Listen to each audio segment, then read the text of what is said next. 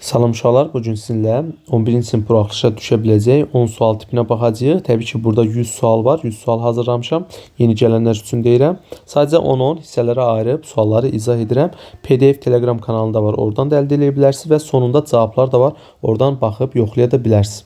Deməli, başlayaq 11-ci sualdan. 11-ci sualda bizdən nə istəyir? Deyir, ifadəsinin qiymətini tapın. İlk öncə buradakı ifadənin, kökaltı ifadənin iki ədədin cəminin və yaxud da fərqinin kvadrat şəklində yazmağa çalışmalıyam ki, oradan kök çıxsın və yaxud da dərəcəsi azalsın. Onsuz bunları mən bir dərəcədə yaza bilmərəm. Çünki biri ikinci dərəcədən, biri dördüncü dərəcədən. Baxmayaraq ki, hasildir. Deməli, burada ilk öncə nə edəcəyik? Yazıram burada mən necə? Birinci 10 sadələşdirək. Dördüncü dərəcədən yazaq belə. 13'ü yazıram 11 plus 2 kimi üstə gəlsin. Birinci olaraq ikincinin 2 misli. Bu 2 misli saxlayıram. Kök altı 22'ni parçalayıb yazıram. Kök altında 11 vurulsun kök altında 2 şəklində. Yəni kök altı 22 eləyir. Bu da bərabərdir. Məncə artıq aydın şəkildə görsənir ki, bu nəyin açılışıdır? Deməli, dördüncü dərəcədən kök altda birinci olaraq ikincinin 2 misli. Deməli, mənim ədədlərimin biri kök altda 11'dir, bir də kök altda 2'dir. Onda olacaq ki, yazıram kök altında 11 plus kök altında 2'nin kvadratı. Həqiqətən birincinin kvadratı var, ikincinin kvadratı var. Birinci olaraq ikincinin 2 misli var. Deməli, onda bizdə neymiş? Kök altda 11 plus kök altda 2'nin kvadratı şəklindəymiş. Buradan da kvadratla kökün dərəcəsi ixtisar gedə bilər. Elə bir qaydam var məndə. Onda qalacaq, burada 4 idi, 2'yə böləndə qalacaq 2, o da yazılmır. Olacaq kök altında 11 plus kök altında 2 qalacaq. Bir də vurulsun nə var idi bizdə? Bu. Vurulsun yazıram. İkinci dərəcədən bunun mənfisi. Yəni kök altında 11 çıxılsın kök altında 2. Burada dərəcələr artıq hər biri ikinci dərəcədəndir. Ona görə mən bir köklə yaza bilərəm. Bərabərdir yazıram. Olacaq bir kökün altında olacaq nə? Kök altında 11 plus kök altında 2 vurulsun kök altında 11 minus kök altında 2 şəklində. Bu da a plus b, a minus b'nin açılışına gətirsək, olacaq kökün altında birincinin kvadratı. Yəni 11 kök altında 11'in kvadratı 11 çıxılsın ikincinin kvadratı. Kök altında 2'nin də kvadratı 2 eləyir. 11'dən də 2 çıxanda nə qalacaq? Kök altında 9. 9'dan da neçə çıxır? Təbii ki də 3. Yəni doğru cavabımız olacaq burada 3 11-ci sualdır. Qəşəng sual idi. Keçək 12-ci suala. Deyir, AB çevrəyə toxunan, AC kəsən, BAC 42 dərəcə olarsa. Deməli, həmin şəkli biz burada çəkməyə cəhd göstərsək, görək bizdə alınırmı?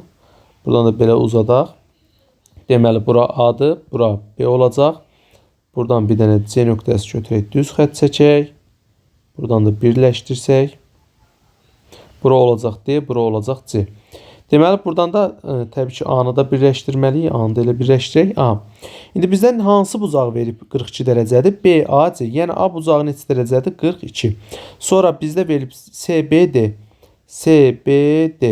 Yəni bu bucaqda bizdə neçə dərəcə olacaq? 36 dərəcə. İndi bizdə BCA dərəcə ölçüsünü bizdən soruşur. Onda uşaqlar gəlin belə eləyək. C bucağına bir dənə X desək, onda onun söykəndiyi BD qövsü olacaq neçə? 2x düzdür. Söykəndiyi qövsün yarısıdır da. Onda D bucağına biz bir y desək, onda söykəndiyi CB qövsüdə nə olacaq? 2y olacaq. Yəni 2y imiş ki, yarısı y olub. Onda biz bir kəsən və bir toxunanın əmələ gətirdiyi bucağı necə tapırdıq? Major qövsüdən minor qövsü çıxırdıq. Yəni biz 2y-dən çıxacağıq 2x-i böləcəyik 2-yə. Bizə nə verməlidir? Bucaq A-nı, yəni 42 dərəcəni. Buradan da hər tərəfi 2-yə böləndə onda y çıxılsın. X nəyə bərabər olur? 42 dərəcəyə.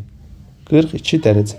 Aha, indi isə biz nə edəcəyik? Baxacağıq. Bax, burada deməli 3 bucağın daxili bucaqlarda X, Y 36 dərəcə bizə cəminə verməlidir. 180 dərəcəni verməlidir. Onda yazıram eyni zamanda X üstə gəlsin, Y üstə gəlsin 36 bərabər 180 dərəcə. Buradan da tapsaq, alt-alta toplasaq, x-lar islah olacaq, y-lər toplayanda olacaq 2y bərabər 2y plus 36 bərabər 42 ilə də 180 toplayanda 222. 222.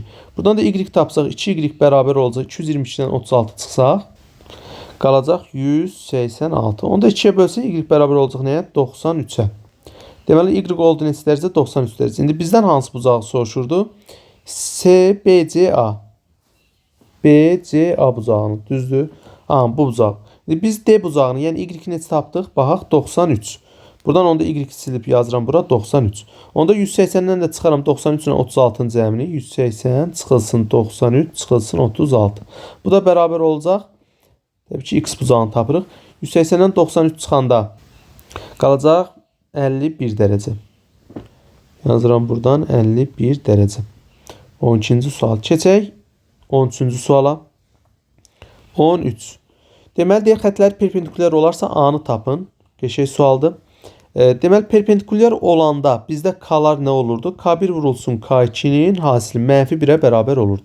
Onda bizdə K-lar, yəni bucaq əmsallar, x-in əmsallar A-2-dir. Digərində də burada K, deməli burada A-2 oldu. Burada x-in əmsalı -2-də 1. Deməli, vuracam nəyə? -2-də 1-ə bərabər olmalı nəyə? -1 verməlidir. Buradan da olacaq A çıxılsın 2, hər tərəf -2-də 1-ə böləndə olacaq nə? Tərsinə vuracaq. Olacaq 2. Yəni, birinci vuruq, ikinci vuruq hasildir. Hasili məlum vuruğa bölürük. Yəni, -1-i -2-də 1-ə böləndə tərsinə vuracaq. Olacaq müsbət 2.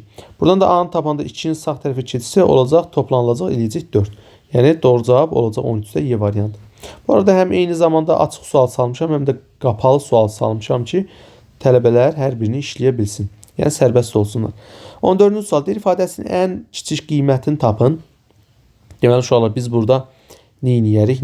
Gəlin burada B-ni parçalayaq. 2B-ni belə yazaq. B kvadratı çıxılsın 2AB. 2AB üstə gəlsin A kvadratı. Digər B kvadratını da ən sonda yazırım. Plus B kvadrat minus 6B plus 15. Mən burada qeyri-adi bir şey eləmədim. Sadəcə 2B kvadratını parçaladım. 1B kvadratını buradan yazdım. Birini də buradan yazdım. Buradan da açılış yazanda nə olacaq? Olacaq bu nəyin açılışı olacaq? B minus A. B minus A'nın kvadratı. Üstə gəlsin. Burada da nəyin açılışı olar? Burada da belə yazarım. 2 vur 3 vur 5 şəklində yazsam. Birinci vuraq ikincinin 2 misli. Olacaq B minus 3'ün kvadratı. Birincinin kvadratı var. Sonra birinci vuraq ikincinin 2 misli 6B var. Çıxılsın 6B var. Bir dənə burada əlavə olaraq nə yaranır? Plus 9. Amma mənə plus neçə verməlidir? 15. Ona görə bunun da üzərinə bir dənə 6 gəlirəm ki, yekun cəmimiz plus 15 olsun. Deməli, yuxarıdakı ifadəni, bizə verilən ifadəni biz bu şəkildə yazdıq. İndi deyir, ən kiçik qiymətini tapın. Deməli, biz burada bu ifadənin ən kiçik qiymətini tapmaq istəyiriksə, nə baş verəcək? Burada görürəm kvadratdır, burada da kvadratdır. Əgər kvadratı varsa, biz orada ən kiçik neçə ala bilərik? Ya 0 alarıq, ya da müsbət 1-ə də alarıq. Yəni, ən kiçik 0 ala bilərik. Onda bunu da etsin 0, bunu da etərsin 0 kimi qəbul eləsək, 0, 0. Və burada qalacaq yeganə olaraq nə? 6. 0 üstə gələk 0, üstə gələk 6 bərabər ən kiçik qiymət olacaq bizdə neçə? 6. Keçək 15-ci suala. Deməli, 15-ci sualda neynəməliyik, nəyi bilməliyik? Yazıram buradan tangens 20 dərəcə, üstə gəlsin kotangens 60-ı çevirirəm. Kotangens kot 65 bərabər yazıram. Belə yazaq da olacaq kotangens 90 çıxılsın 25. Bu 90 dərəcədə ad dəyişir. Olur nə? Tan 25. Tangens 25. Və burada işarəsi yenə müsbət olur. Niyə? Çünki 65 birinci rübün bucağıdır və birinci rübdə kotangens müsbət. Olacaq deməli kotangens. Bir dəqiqə bunu aşağıya biraz çəkək. Deməli kotangens 65 dərəcə nəyə bərabər imiş? Tangens 20. Onda əvəzləyib yerinə yazıram. Tangens 25 dərəcə. Buradan da aşağıda 1 minus kotangens 70'i də çevirək. Kot 70 bərabər olacaq. Kot 90 çıx 20. Ad dəyişəcək 90 dərəcədə, bir də 270 də dəyişdi. Yadda saxlayın. Olacaq tangens sinusda kosinüsə, kosinüs sinusa keçir. Tangens kotangensi, kotangens tangensi keçir. Sinus 20 dərəcə olacaq və yenə müsbət olacaq. Çünki bu da birinci rübün bucağıdır. Olacaq kotangens 70'in yerinə yazıram. Tan 20 vurulsun tangens 25 dərəcə. Bu da nəyin açılışdır? Düsturunu buradan yazıram. Tangens alfa plus beta'nın açılışı. Açılış necə olacaq? Olacaq. Bu düsturlar mütləq bilinməlidir əzbərə. Tan alfa, tangens də ola bilər, tıcı da ola bilər uşaqlar, fərqi yoxdur. Tangens alfa üstə gəlsin, tangens beta bölünsün, 1 çıxılsın, tan alfa vur, tan beta şəklində olacaq düstur. İndi burada da deməli bu nəyin açılışıymış? Tangens alfa plus beta. Yazıram burada tangens alfa, alfanın yerində nə durur? 20 dərəcə. Onda yazıram nə? 20 plus beta'nın yerində nə durur? 25 dərəcə. Yazıram 25. Bu da bərabərdir. 20 plus 25 cəmini eləyəcək. Tangens 45 dərəcə. Tangens 45-də biz bilirik nəyə bərabərdir? 1-ə. Yəni doğru cavabımız olacaq 15-də Y variantı. Keçək 16-cı suala. 16. Deyir 0 tam dövrdə 2 hissəsi 20 olan ədədin 30%-ni tapın. 0 tam dövrdə 2 nəyə bərabərdir? 9'da 2. Deməli 9'da 2 hissəsi 20 olan ədəd. Nə edirdim hissəsinə görə ədəd tapanda bölürdüm. 20'ni bölürdüm 9'da 2'yə. Ədədin hissəsini tapanda vururdum. Hissəsinə görə ədəd tapanda bölürdüm. Böləndə nə edəcəyik? Tərsinə vuracağıq. Birinci olduğu kimi qar, ikincinin tərsinə çevirəndə 2'də 9. Böləndə ixtisar gedir 10. 10'da 9'a vuranda olacaq neçə? 90. Deməli həmin 90 ədədində deyir 30%-ni tapın. Ədədin faizini tapanda ədədi faiz göstərən ədədə vurub 100'ə bölürdüm. Sıfırar ixtisar gedir. 3 dəfə 9 da qalacaq neçə? 27. Keçək növbəti sualımız 27-ci sual. Buraxılışa düşmüş sual uşaqlar. Diqqətli olaq. Deyir radian ölçüsü -5'də 3 pi olan radianı dərəcəyə necə çevirirdik bilməliyik.